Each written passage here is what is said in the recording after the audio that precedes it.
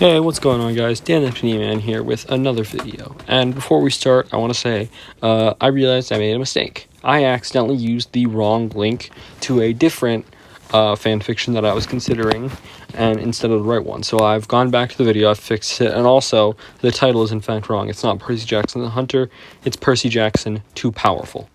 So, as always, please like and subscribe. It lets my videos be shown to other people, and it shows support.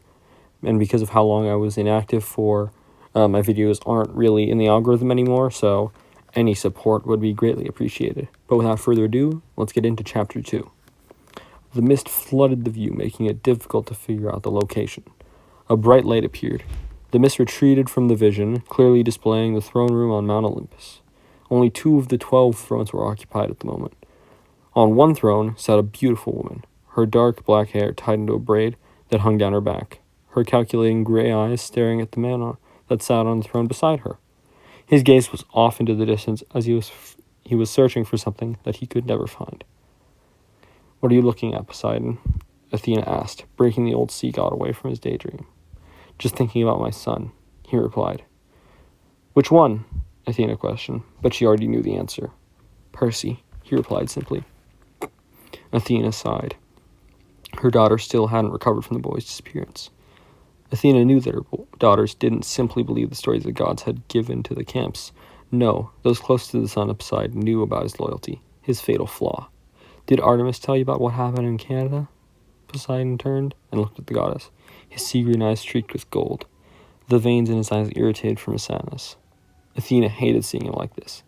He was her rival, the greatest one she had ever had, and now he was reduced to a broken god. Yes, his powers have grown, but he didn't attack her. Maybe his anger subsided. Athena frowned. "The boy was never a threat to Olympus. You know that, right?" "Of course I know," he huffed.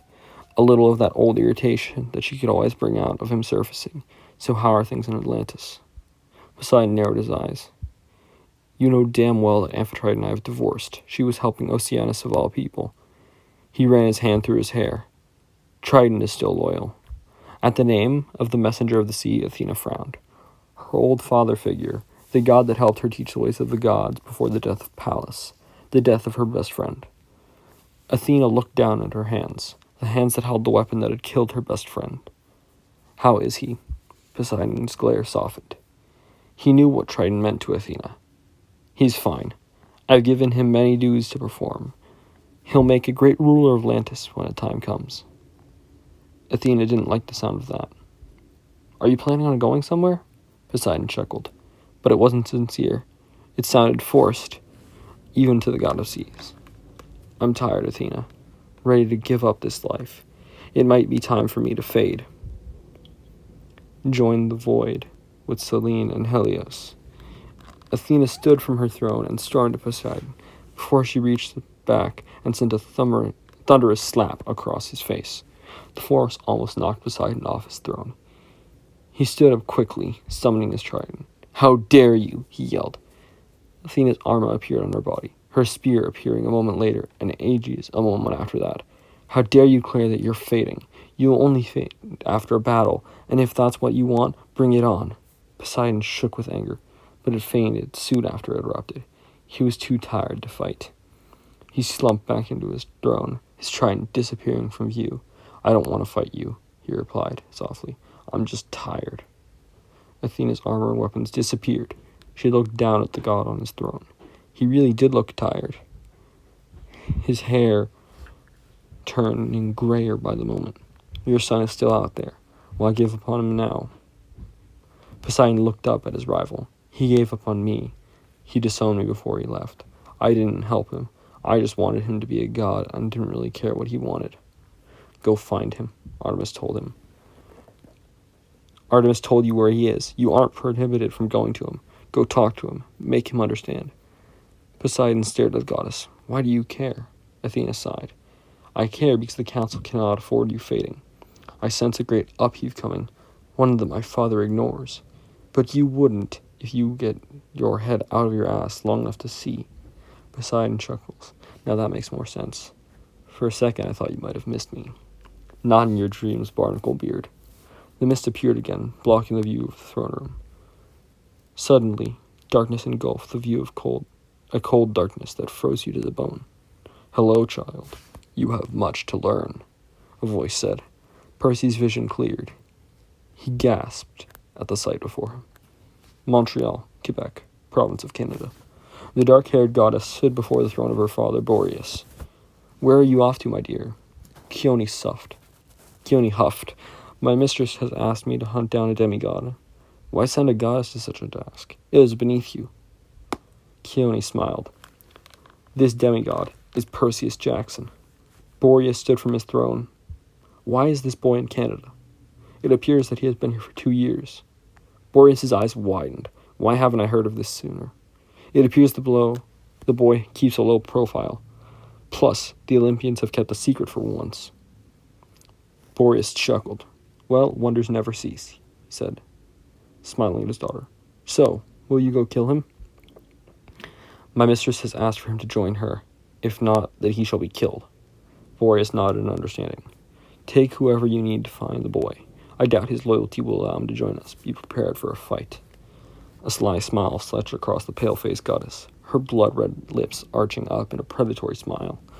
"I always am, father. Percy Jackson will either join us or die. That is a promise." Boreas smiled as he watched his daughter turn and walk out of the throne room, a cold breeze the last thing that showed up. He shivered at the coldness. His daughter's heart was as icy as her powers. Sorry. I've got a little bit of a throat ache. The forest of Canada. A bright flash of light followed by the sudden appearance of the snow goddess. She wore a long white dress. Her dark eyes looked around at the forest and the cabin that sat in the middle of the clearing. She walked into the clearing, and before she made her way to the cabin, she stopped a few feet from the door. "Percy Jackson, I summon you." A few moments later, the door opened, revealing a man himself. His shaggy beard and long hair disguising the man's features of the sea god's son. Keone was a little disappointed at his appearance. He looked like a hobo. "Who are you?" he asked, his voice deep and powerful, making the goddess's spine tingle. "I am Keone, the goddess of snow. I am here to offer you a place in my mistress's army." "Tell Nyx that I am already in an army." Keone stepped back, the surprised look morphed into one of rage. "You joined Olympus?" Percy chuckled. "Of course not," he replied. Keone's anger faded quickly. "What? I have my own army." Keone clenched her hands into fists. "What army? I don't see no army." "I am the army. I don't need you, Nyx, or the Olympians." Keone shook with rage. She sent a blast of snow and sharpened ice crystals towards the son of Sidon, but an unseen force shield deflected everything from the young man's body. Keone stared at him in shock. "How?" Percy only smiled at her through his beard. Keone waved her hand. 20 hellhounds appeared around her before they sent their red-eyed glare towards the demigod. Percy took out his pen and uncapped it. Riptide elongated into its sword form. He made a come-hither motion with his left hand. The hellhounds charged him. As they approached, the water vapor in the air condensed around the demigod, and the air swirled around him like a tornado. Percy's body spun around within the vortex as he moved clearly, slicing through all those that approached him. Only a few minutes later, the wind stopped, and the water dropped to the ground. Golden dust covered the grassy floor of the clearing like a blanket. Keone just stared at the demigod in shock. She moved to flash out, but she couldn't. She tried again, but she couldn't even move her body. "What are you doing?" Percy stepped towards her. "Making sure that you are out of this fight," he replied. He waved his hands, a portal of swirling water vapor, darkness shifting light. He pulsed energy, appearing behind the goddess. She looked at the portal with fear. "You cannot imprison me." Percy walked towards her. "It's not a prison. It will be your new home." He pushed his hands forward, and a force blasted the goddess into the portal. She screamed as her body entered the energy field and was carried away. "Your new forever home," Percy finished, as the portal closed. Manhattan, New York. Annabeth was tired. She had to run the last few blocks when the rain started. She leaned against the wall in the hallway. Her clothes were soaked and her shoes were waterlogged. She thanked the gods that her backpack was waterproof. She fished out her keys from her pocket before opening the door. She closed the door behind her, taking her soaked shoes and placing them on the mat in front of the closet. She took off her jacket, hung it on the coat rack behind the door, setting her new backpack down by the dining room table. She walked out of the dining room towards her bedroom, but she stopped in her tracks as she looked into the living room. Standing in the middle of the room with her arms crossed in front of her was her mother, the goddess of wisdom and battle strategy. "Mother," she said. Athena frowned at the state that her daughter was in. "Don't you own an umbrella?" Annabeth frowned. It wasn't supposed to rain today. Athena nodded. It wasn't the time to argue with her daughter about being prepared. "Go get out of those wet things so we can talk." "Where is Sally?" Athena frowned again. "Sally is at the store. She told me that I could wait here for you." Annabeth nodded before she turned and rushed into her room. A few minutes later, she came out in jeans and her Camp Half-Blood t-shirt. Athena was sitting on the couch. Annabeth sat in the chair next to it. "Why are you here, Mother?" "A mother can't visit her child." "Not when that mother is a goddess and her visit violates the ancient laws." Annabeth smiled. Athena smiled. "I came to see if you spoke to Talia." "Talia? What does she have to do with anything?" Athena frowned once again, her eyes narrowing. Artemis must have made her swear on the sticks, she thought. Athena needed to be careful. She couldn't talk to Perseus directly with Annabeth. "I sense a great upheave, one that will threaten war again." Athena's gray eyes darkened. "It's been 2 years. Will these wars never cease?" Athena was saddened by the defeated look in her daughter's eyes. "This will be a war like no other." The second giant sparked an upheave into the pit of Tartarus. The name made Annabeth flinch. I know you just finished your midterms, so I ask you to go to camp tomorrow. I believe that a prophecy will be given soon." "Mother, the oracle has just had her powers returned after the whole mortal ordeal with Apollo." "Yes, I know. My annoying brother is still reciting his haikus happily as he returned to God." Athena smirked.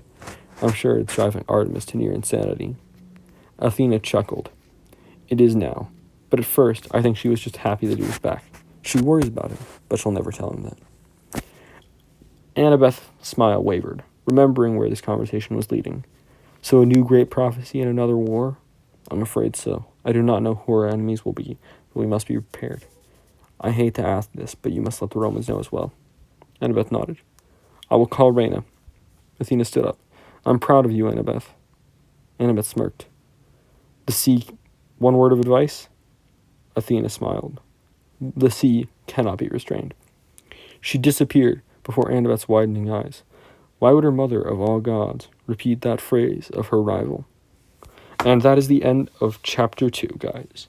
So, as I said before, please like and subscribe.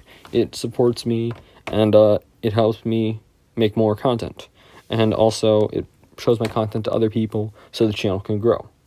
And also, please support in the comments, and if you guys want to see me do 2 chapters in 1 episode, say it down below. And as always, I will see you in a future video. And I'm sorry if my voice sounded a bit off. I'm a little sick today. Peace out.